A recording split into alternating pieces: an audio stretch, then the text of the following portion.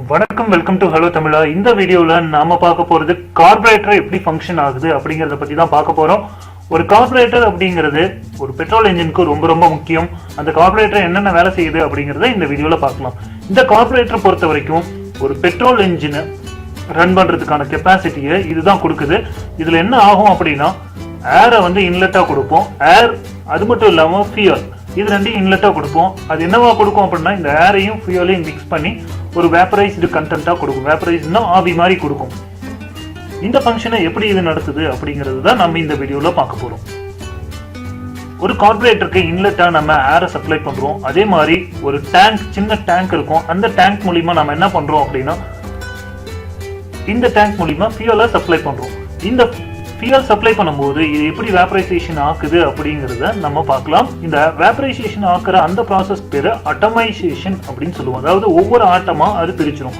Atomisation அப்படின்னா ஒரு லிக்விட பார்ட்டிக்கலை ரொம்ப சின்ன சின்ன பார்ட்டிக்கலா பிரிச்சு அதை ஒரு ஏர் மாலிகுலோட சர்க்குலேட் பண்ணி கொடுக்கறது தான் ஆட்டமைசேஷன் அப்படின்னு சொல்லுவோம். அதாவது ஒரு லிக்விட் பெட்ரோலை ரொம்ப சின்ன பார்ட்டா பிரிச்சு அதை ஒரு பிளாஸ்டிக் கவர்ல சுத்துற மாதிரி வச்சுக்கோங்களேன். அந்த பிளாஸ்டிக் கவர் தான் ஏர், அதுக்குள்ள இருக்கிறது பெட்ரோல் ஃபியூல். ஸோ ஒரு ஏர் இன்லெட்டா கொடுக்குறோம். அந்த ஏர் இன்லெட்டா கொடுக்கும் போது இது வழியா ஃபியூலை சப்ளை பண்றோம். இந்த போர்ஷனுக்கு பேர் வென்ச்சுரின்னு சொல்லுவோம். இந்த ஃபியூல் மிக்ஸ் ஆகுது இல்லையா ஏர் கூட, இந்த போர்ஷனுக்கு பேரு வென்ச்சுரின்னு சொல்லுவோம். இந்த வென்ச்சுரியில இருந்து தான் நமக்கு வேப்பரைசேஷன் ஆகி உள்ள என்ஜினுக்கு இன்லெட்டா கொடுக்குறோம். அப்படி இன்லெட்டா கொடுக்கும்போது மட்டும்தான் அந்த என்ஜின் ஈஸியா ரன் ஆகும்.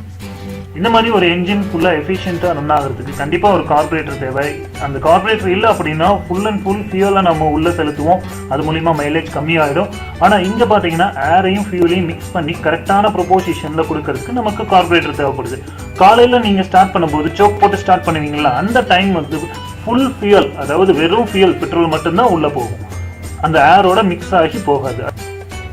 இந்த மாதிரி டெக்னிக்கல் டீடைல்ஸ் கண்டினியூஸா பார்க்கணும்னா நம்ம ஹலோ தமிழா சேனலை சப்ஸ்கிரைப் பண்ணிட்டு உங்க ஃப்ரெண்ட்ஸோட இந்த வீடியோவை ஷேர் பண்ணிக்கோங்க.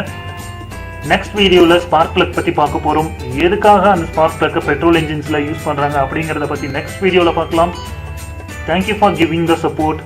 இந்த மாதிரி நீங்க சப்போர்ட் பண்ணீங்கன்னா அடுத்தடுத்த வீடியோ செய்யறதுக்கு ரொம்பவே யூஸ்ஃபுல்லா இருக்கும்.